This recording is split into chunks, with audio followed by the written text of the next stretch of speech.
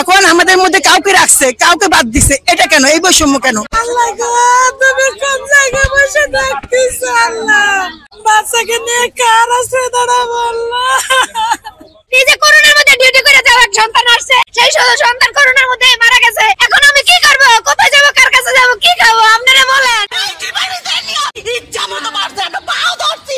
আমাদের হিজলা দিয়ে অপমান করাইবো, আমি পাও ধরছি, তার একটা কথা শুনে নেই কেন? আমরা কি কোনো রাজনীতি করতে আসছিলাম? আমরা কর্ম করে ভাত খাইতে আসছি এখানে। আমরা কোনো আমাদের তখন কোভিডের সময় বেতন দেয় নাই, বাড়িওয়ালা করতে বাইরে খাই দিছে। আমি মাইয়া সাক্ষী, আমি এই মেডিকেল সারা দিন 24 ঘন্টা রয়েছি। আমার বাড়িওয়ালা আমার বাচ্চা আমার মারা সহকারে বাইরে খাই দিছে। আমি দিন রাত 24 ঘন্টা এখানে পরিশ্রম করে চলছি। আজকে আর আমাদের পেটে লাথি। আমরা কি অন্যায় করছি? আমাদের অন্যায় দেখাই আমাদের বের করে দেয়। আমরা যদি কোনো রাজনীতি করে থাকি, কোনো যদি দুর্নীতি করে থাকি, আমাদের বের করে দেয়। আমাদের কোনো অসুবিধা নাই, কিন্তু বিনা কারণে কেন বের করলো? আল্লাহ গো, তুমি কোন জায়গায় বসে থাকতেছ? আল্লাহ, তোমার বাচ্চাকে নিয়ে কই যাবো আমরা? এতগুলো মানুষ, আল্লাহ তুমি সাহায্য করো। বাচ্চাকে নিয়ে কার আশ্রয় দাঁড়াবো? আল্লাহ, বৈষম্য বিরোধী আন্দোলন করছে ছাত্ররা, সাথে কি আমার ছেলে মেয়ে ছিল না? আমার এক বাচ্চা ভার্সিটিতে পড়ে, এক বাচ্চা কলেজে পড়ে, তারা কি ছিল না? আমার বাচ্চাকে তো ভবিষ্যতে যে ধ্বংস হয়ে গেল। এমন আন্দোলনে তোরা ছাত্ররা করলি যে এইভাবে মানুষের জীবন রাস্তায়, এইভাবে অমানবিক অত্যাচার, অমানবিক নির্যাতন, এইভাবে কি এই বাংলাদেশে? এই জন্য তোরা আন্দোলন করছিলি মানুষে এইভাবে রাস্তায় নিরীহ পশুর মতো মারার জন্য? আমরা তো কোনোদিন এটা আশাই করি নাই, ভাবছি তো বাংলাদেশ ভালোভাবেই চলবে। কোন দল তো এখন নাই, এখন ইউনূস সরকারের বাংলাদেশ। আমরা কতবার গেছি, বলছে তোমাদের চাকরি যাবে না, তোমাদের চাকরি আছে কইরা খাও।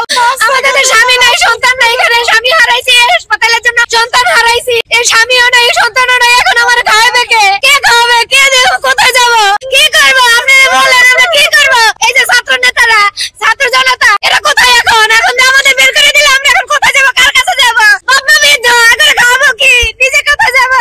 বলেন, আমার এত বড় সন্তান মারা গেছে, হাসপাতালে বেতন দেয় না, সেই নিজে করোনার মধ্যে ডিউটি করে যাওয়া এক সন্তান আসছে, সেই সন্তান করোনার মধ্যে মারা গেছে। এখন আমি কি করবো? কোথায় যাবো? কার কাছে যাবো? কি খাবো? আপনারা বলেন। এই যে এরকম করে হুট করে ডিউটি অবস্থায় মানা করে দিল, মানা করে আমি অসুস্থ মানুষ, মানা করে দিল, এখন আমাদের অন্য জায়গায় চাকরিও হবে না। আর যে বাপ মা খাওয়াবে তারও অবস্থা নাই, কোথায় যাবো? কি করবো? আপনারা বলেন। অনেকের স্বামী মারা গেছে, স্বামী ছাইরা চলে গেছে, চাকরি করে বেতন নাই গা, তারা কি করবে? কেউ হাজবেন্ড মারা গেছে, কেউ সন্তানও প্রতিবন্ধী।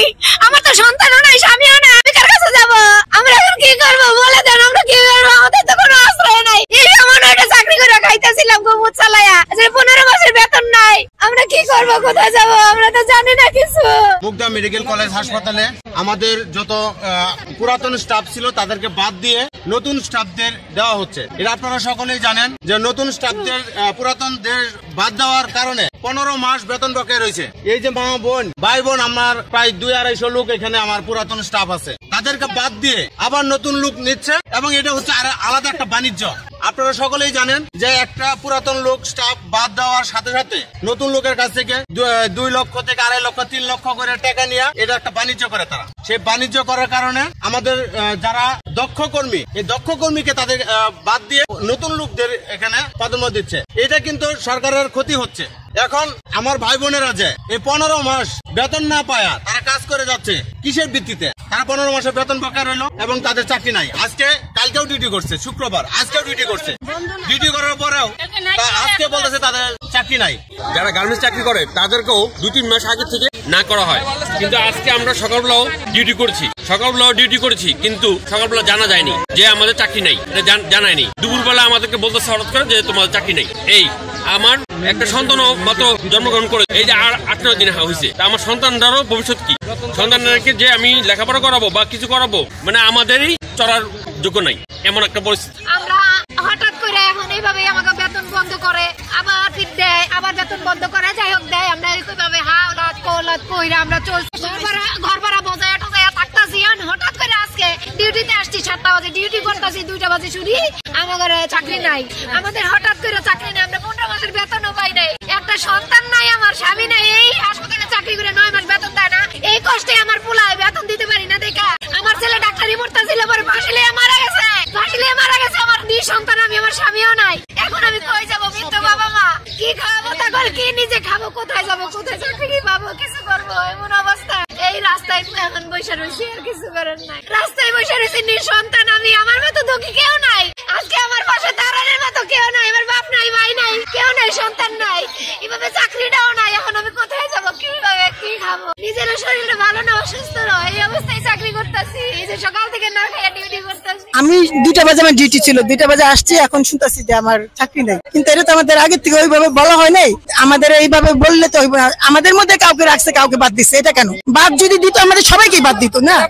এটা কারা বাদ দিল আমরা তো জানি না। এখন আমাদের মধ্যে কাউকে রাখছে, কাউকে বাদ দিচ্ছে, এটা কেন? এই বৈষম্য কেন? আমাদের যে চাকরি চলে যাচ্ছে, কেন তুমি কথা বলতেছো না? তখন সালাউদ্দিন বলছে আমি আইসি আপা, তো ও কথা বলার জন্য আমাদের সবাইকে জড়ো করছে।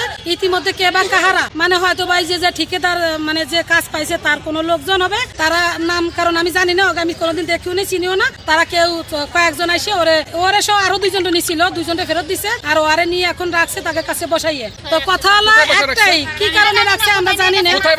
কোথায় বসা রাখছে, আশেপাশে কোন জায়গা নিয়ে রাখছে জানি না।